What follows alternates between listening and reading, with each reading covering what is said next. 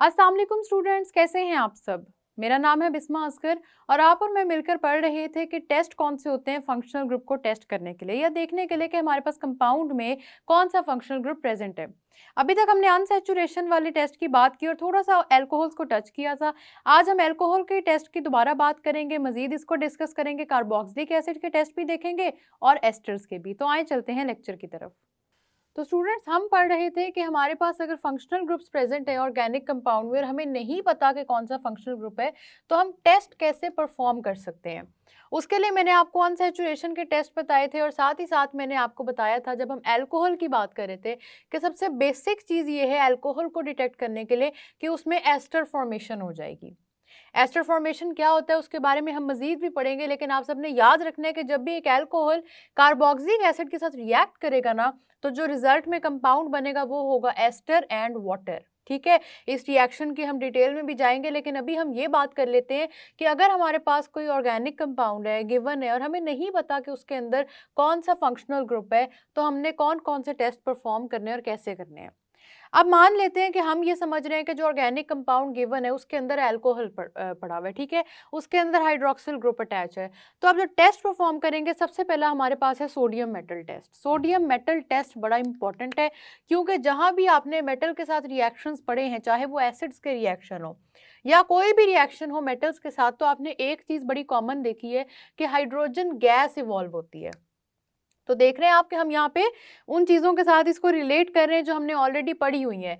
तो hydrogen gas evolve होती है, ये आप सबको याद है। यही जो हाइड्रोजन गैस इवॉल्व होती है ना, ये उस रिएक्शन की निशानी है अगर ऑर्गेनिक कंपाउंड आपके पास अल्कोहल है। गौर से सुनिए ये बात, हाइड्रोजन गैस इवॉल्व हो रही थी जब एसिड रिएक्ट कर रहा था मेटल के साथ, लेकिन यहाँ पे क्योंकि हम एसिड को तो रिएक्ट नहीं करवा रहे ना मेटल के साथ, हम तो रिएक्ट करवा रहे हैं कोई ऑर्गेनिक कंपाउंड जिसके अंदर अल्कोहल ग्रुप है। और अल्कोहल ग्रुप कौन सा होता है? जिसके साथ आपके पास OH ग्रुप अटैच होता है। हम तो इस OH वाले कंपाउंड का रिएक्शन करवा रहे हैं अब मेटल के साथ, लेकिन अब भी आपके पास हाइड्रोजन गैस इवॉल्व होगी। सब फर्क सिर्फ समझ लेना है कि अब आपके पास एसिड नहीं है, अब आपके पास अल्कोहल है। ठीक है, अब रिएक्शन करवाना है और हर रिएक्शन की केमिस्ट्री लैब में एक लिमिट होती है, हर क्वांटिटी होती है जिसका ख्याल रख के चलना पड़ता है। ऐसे नहीं होता कि आपने बस केमिकल्स उठाए, उनको मिक्स किया और देखा कि प्रोडक्ट क्या बनता है। इसीलिए तो कहते हैं केमिस्ट्री लैब अक्सर डेंजरस भी होती है, क्योंकि अगर आप ख्याल नहीं करके चलेंगे ना, तो इतने खतरनाक किस्म के रिजल्ट्स प्रोड्यूस होते हैं कि वो डेडली तक होते हैं। ठीक है, अब वो जो हमने ख्याल करके चलना है केमिस्ट्री लैब में, वो क्या चीज़ है कि सबसे पहले अगर हम अल्कोहल को टेस्ट कर रहे हैं, हम टेस्ट परफॉर्म करेंगे सोडियम मेटल का। सोडियम मेटल टेस्ट का मतलब है आप सोडियम मेटल डालेंगे। ठीक है, आपके पास ऑर्गेनिक कंपाउंड कितना लेना है? 2 to 3 क्यूबिक सेंटीमीटर। मैंने आपको बताया था क्यूबिक सेंटीमीटर किस चीज़ का आपके पास यूनिट है?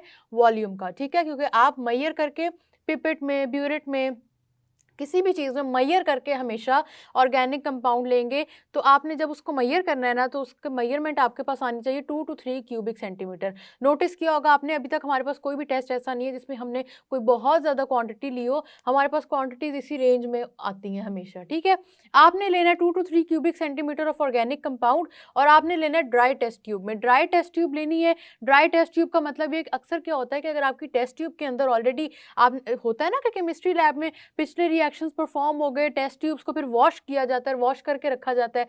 अगर उस टेस्ट ट्यूब में या तो पिछले रिएक्शन का कोई ऐसा रीजेंट है जो रह गया है, जिसको सही तरह वॉश नहीं किया गया, या अगर वाटर रह जाएगा तो नया रिएक्शन होने लग जाएगा, फिर आपको ये नहीं पता लगेगा कि अल्कोहल ग्रुप प्रेजेंट है या नहीं। तो टेस्ट ट्यूब का इसलिए ख्याल रखना है कि वो ड्राई हो, बिल्कुल ड्राई हो, मतलब आपको बिल्कुल पता हो कि पिछले रिएक्शन का भी कोई केमिकल उसके अंदर मौजूद नहीं है, ना ट्रेसेस मौजूद हैं और ना ही वाटर के कोई ट्रेसेस मौजूद हैं। ठीक है, आपने टेस्ट ट्यूब लेनी है ड्राई और उसमें 2 to 3 क्यूबिक सेंटीमीटर डाल देना है ऑर्गेनिक कंपाउंड। जब आपने ऑर्गेनिक कंपाउंड डाल दिया, उसके बाद अब आपने इसके अंदर डालना है सोडियम मेटल। मेटल किस फॉर्म में होता है? आप सबको पता है कि मेटल हमारे पास सॉलिड फॉर्म में होते हैं।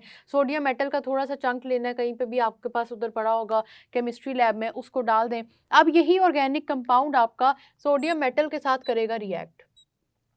ये जो आप टेस्ट पढ़ रहे हैं ना, इन टेस्ट में जो रिजल्ट्स आते हैं वो इसी वजह से आते हैं क्योंकि आपका ऑर्गेनिक कंपाउंड स्टूडेंट्स रिएक्ट कर रहा होता है और उसके रिएक्शन की वजह से कुछ रिजल्ट्स प्रोड्यूस होते हैं। अब मैंने आपसे कहा है सोडियम मेटल के टेस्ट में हमने अक्सर देखा है कि हाइड्रोजन गैस इवॉल्व होती है, फिर से होगी, लेकिन किन दो सूरतों में देख लिया अब तक, ये बात याद रखनी है। एक तो एसिड्स का रिएक्शन जब मेटल के साथ कराया, वो इनऑर्गेनिक केमिस्ट्री की बात है, ऑर्गेनिक केमिस्ट्री के साथ उसको कंफ्यूज नहीं करना। दूसरा, आपने जब अल्कोहल को टेस्ट करने लगे तो आपने दोबारा सोडियम मेटल डाला। मैं सिर्फ इन दोनों चीज़ों को रिलेट इसलिए कर रही हूँ कि क्योंकि आप देखें कि जब भी हमने मेटल ऐड किया तो हाइड्रोजन गैस इवॉल्व होती है, तो ये मेटल की भी एक तरह से प्रॉपर्टी होती है। मेटल की प्रॉपर्टीज़ पे अभी हमने जाना नहीं है, उसकी हमने बात नहीं करनी, हम जिसकी बात करें उसी को आगे लेके चलते हैं। ऑर्गेनिक कंपाउंड के अंदर सोडियम आपने ऐड करने, हाइड्रोजन गैस इवॉल्व होना शुरू हो जाएगी।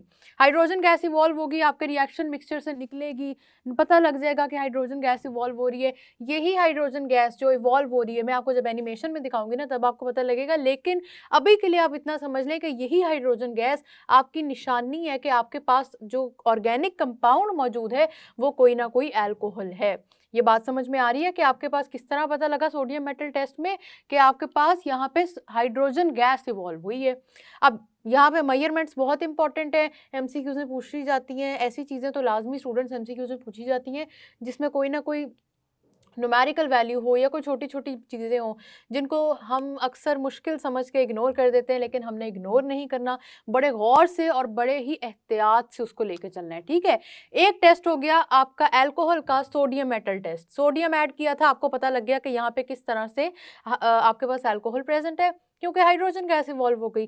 दूसरा टेस्ट है एस्टर फॉर्मेशन टेस्ट। अब इसके लिए मैंने आपको बड़ी एक जनरल सी केमिकल इक्वेशन बताई थी कि आपका जो अल्कोहल है वो कार्बोक्सिलिक एसिड के साथ रिएक्ट करेगा एंड रिजल्टेंट कंपाउंड जो बनेगा वो एस्टर होगा। ये तो लेकिन स्टूडेंट्स बहुत ही जनरल सा केमिकल रिएक्शन है, मतलब जो रिएक्शन हो रहा है मैंने वो बता दिया, वो किन कंडीशंस में हो रहा है ये नहीं मैंने बताया आपको। तो अभी आपको इतना तो याद है ना कि एस्टर फॉर्मेशन होगी, एस्टर की फ्रूटी स्मेल होती है, खुशबू होती है, प्लेजेंट सी खुशबू, तो इस वजह से पता लग जाता है कि हमारे पास अल्कोहल था।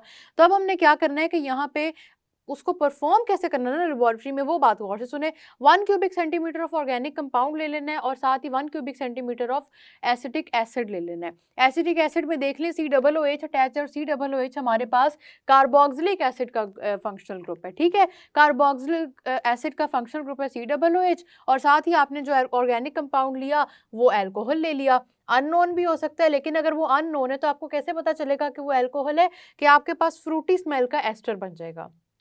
लेकिन ऐसा नहीं है कि आपने सिर्फ इन दोनों चीज़ों को मिक्स करना है, आपने इस रिएक्शन के अंदर 1 to 2 drops of concentrated H2SO4 भी यूज़ करने हैं। सबसे पहली बात तो ये है कि मैंने आप सबसे कहा था H2SO4 को नहीं भूलना, बहुत इंपॉर्टेंट एसिड है, सिर्फ हमारे पेपर पॉइंट ऑफ व्यू से नहीं, हमारी केमिस्ट्री पॉइंट ऑफ व्यू से भी बड़ा इंपॉर्टेंट एसिड है।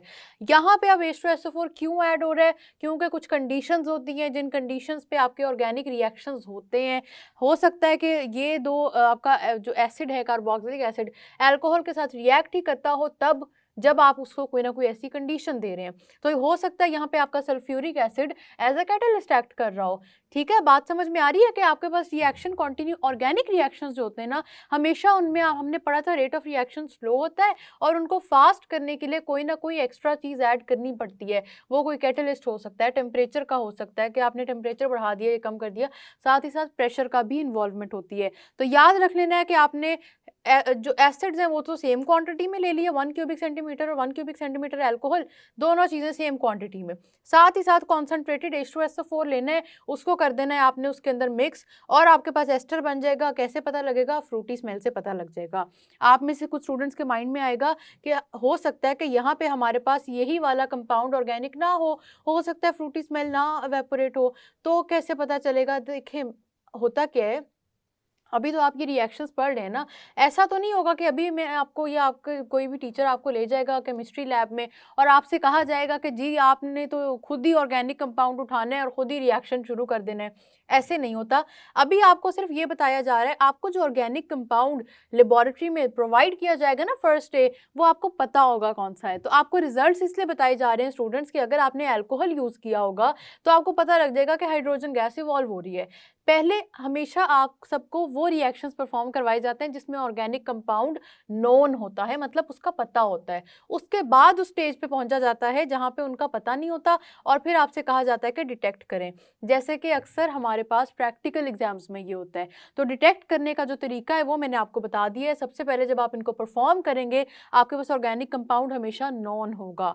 अगर आपके पास ऑर्गेनिक कंपाउंड अननोन है तो देखें, एज अ केमिस्ट अगर तो आप बहुत बड़े लेवल की बात करें ना, वहाँ जाके फिर ये होता है कि आपके पास चले बहुत सारे ऑर्गेनिक कंपाउंड्स पड़े हैं, आप उनका रिएक्शन करवा रहे हो और कंफ्यूजिंग सा सारा एक मम्बल जम्बल सी चीज़ हो गई है, वहाँ जाके होता है। लेकिन अगर आपके लेवल की बात करें तो जो ऑर्गेनिक कंपाउंड्स आपको प्रोवाइड किए जाएंगे वो लिमिटेड होंगे, ताकि एक तो सेफ्टी का ख्याल रखा जा सके। केमिस्ट्री लैब है, रिएक्शंस मजाक नहीं है, इसीलिए ये जो रिएक्शंस आप पढ़ रहे हैं ना, कि ये जो आपने टेस्ट परफॉर्म करने लेबोरेटरी में, ये टेस्ट आपने इसी तरह से स्टूडेंट्स परफॉर्म करने हैं कि यहाँ पे आपके पास जो परफॉर्म होगा उसमें ऑर्गेनिक कंपाउंड नॉन होगा। नॉन कंपाउंड होने की वजह से उसका जो रिजल्ट है हमेशा ये आना चाहिए, ये आपको समझाया जा रहा है। फिर प्रैक्टिकल एग्जाम आएगा, फिर उसमें ऑर्गेनिक कंपाउंड अननोन होगा, तो तब तक आपको लेकिन ऑलरेडी ये चीज़ समझ आ चुकी होगी। तो मेरी इतनी लंबी बात की बात समझ आई कि मकसद क्या था, कि आपको ये बताया जा सके कि ऑर्गेनिक कंपाउंड हो सकता है नॉन हो सकता है अननोन हो। आपको सिर्फ और सिर्फ इनके ये जो रिजल्ट्स हैं ना, इनके बारे में पूरा पूरा आइडिया होना चाहिए। हमने बात कर ली अल्कोहल की, और हमने इससे पहले बात की थी अनसैचुरेशन की। अनसैचुरेशन में हमारे पास थे डबल बॉन्ड और ट्रिपल बॉन्ड, हमने वो टेस्ट भी बात कर ली और अल्कोहल्स के टेस्ट भी परफॉर्म कर लिए। अब हम चलते हैं आगे और कार्बोक्सिलिक ग्रुप की बात करते हैं। देखें, कार्बोक्सिलिक ग्रुप में तो स्टूडेंट सबसे पहले आपको मैं दो चीज़ें बहुत इंपॉर्टेंट है जो समझाना चाहती हूँ।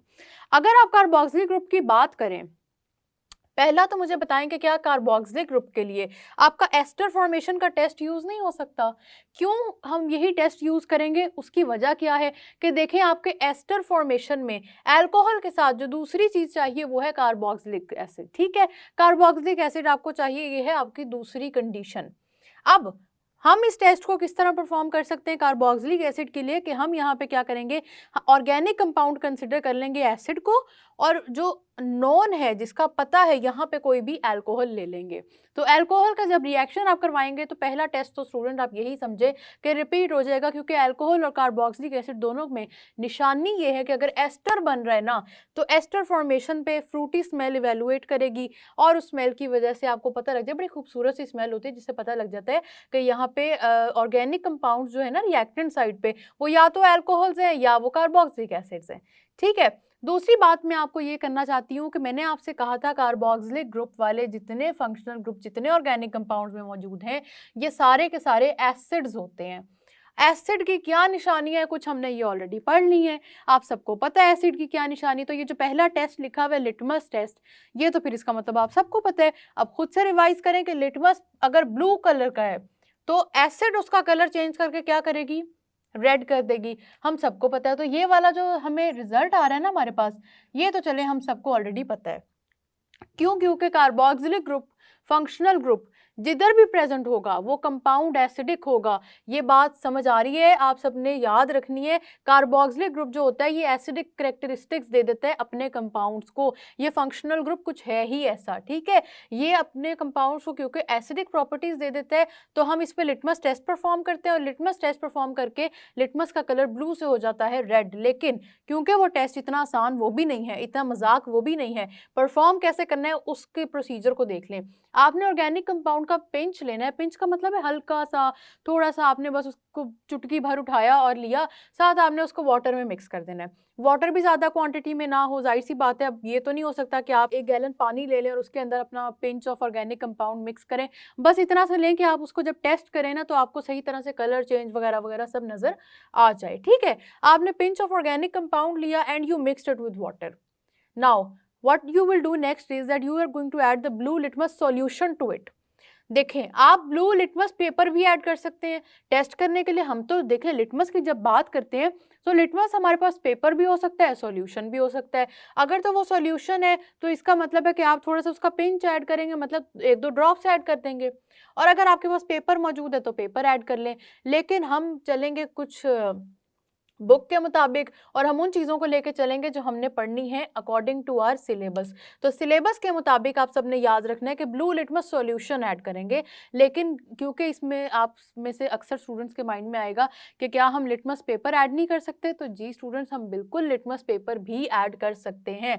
आप ब्लू लिटमस सॉल्यूशन ऐड कर दें या आप ब्लू लिटमस पेपर ऐड कर दें, रिजल्ट क्या होगा कि आपके पास ब्लू लिटमस का कलर रेड में कन्वर्ट हो जाएगा। ये रिजल्ट कब आता है? ये रिजल्ट तब आता है जब हमारे पास कोई भी एसिड होता है और कार्बोक्सिलिक ग्रुप हमेशा, ये जो COOH है ना, ये है ना इसका फंक्शनल ग्रुप। अगर आपने इसके बनाए थे ऑर्गेनिक कंपाउंड्स तो आप सबको याद होगा कि इसका फंक्शनल ग्रुप क्या है।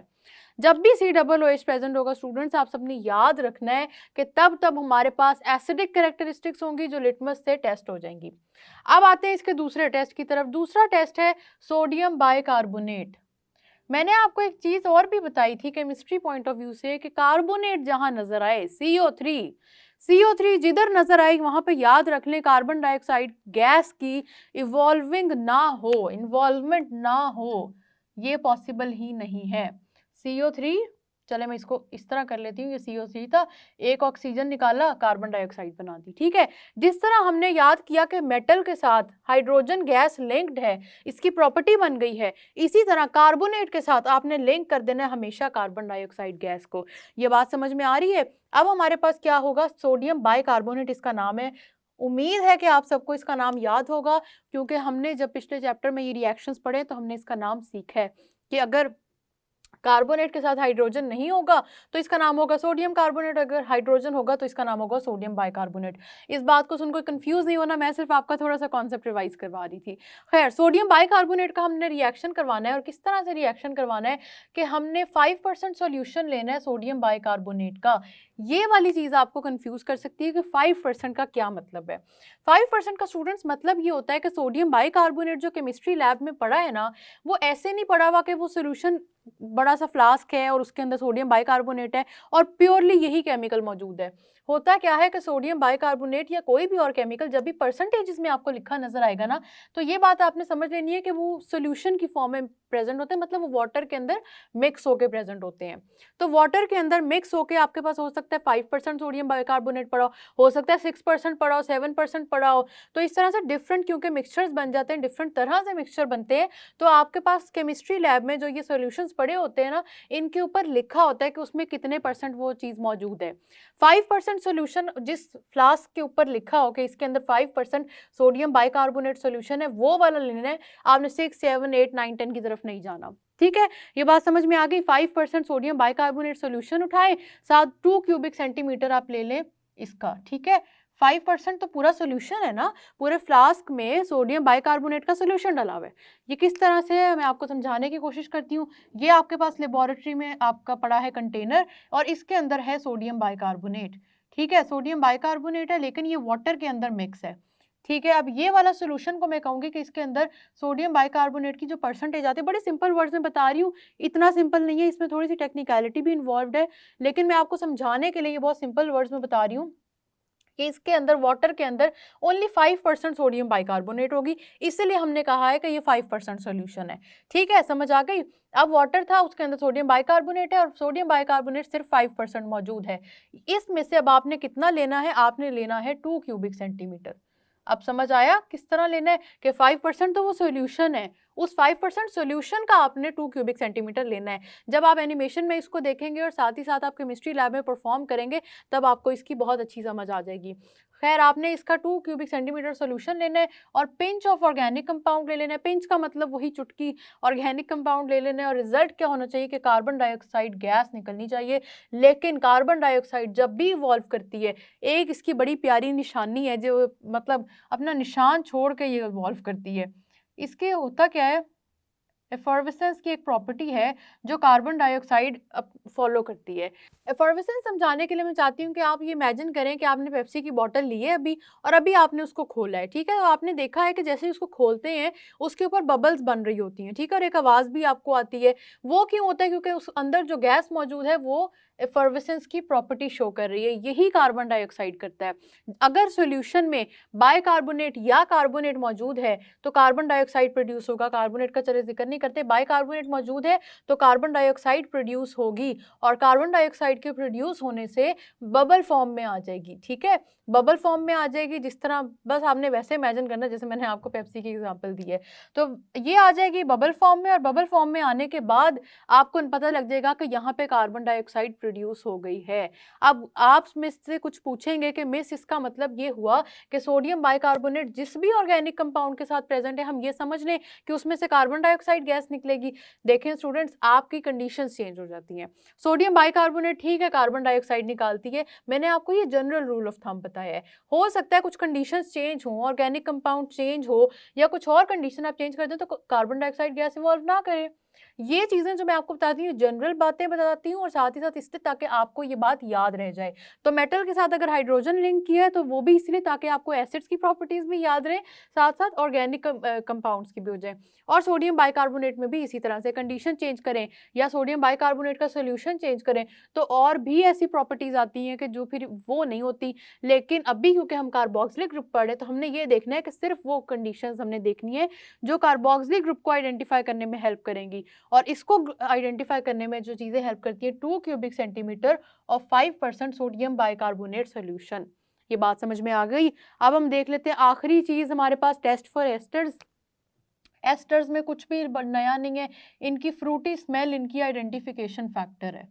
ठीक है, ये बात आप सबने याद रखना है। जहां एस्टर्स बनेंगे वहां प्लेजेंट सी फ्रूटी सी खुशबू आएगी, यही बात समझ में आ जाती है कि यहाँ पे एस्टर्स मौजूद हैं। आप इन सब के देखेंगे एनिमेशंस भी, साथ ही साथ आप इन सब चीज़ों को देखें और इनको लिखें 2-3 दफ़ा क्योंकि ये टेस्ट बहुत इंपॉर्टेंट है, भूलने नहीं है। तो आप इनकी प्रैक्टिस करें अभी। तो स्टूडेंट्स जो मैंने आपको टेस्ट बताए हैं अभी तक आपने परेशान नहीं होना क्योंकि अभी इनकी एनिमेशंस भी हम आपको दिखाएंगे। अगर आपने देख लिया तो फिर बहुत ही अच्छी बात है, लेकिन अगर आप देख लेंगे और आपको पता लग जाएगा कि किस तरह से ये टेस्ट लेबोरेटरी में परफॉर्म हो रहे हैं तो आपको ज़्यादा अच्छा याद हो जाएगा। लेकिन क्वान्टिटीज़ वही बात है, आपको उनको याद करना ही पड़ेगा। जो इनके रिजल्ट्स हैं वो नहीं भूलने, इनकी प्रैक्टिस करें। अभी हम क्योंकि बारी बारी लेके चल रहे हैं, अभी हमने किनको डिस्कस किया, अल्कोहल्स, कार्बोक्सिलिक एसिड्स और एस्टर्स, तो इन्हीं की आप करें प्रैक्टिस। मैं आऊँगी नेक्स्ट लेक्चर में और आपसे मिलूंगी और मज़ीद भी हम बात करेंगे, लेकिन तब तक के लिए अल्लाह हाफिज़।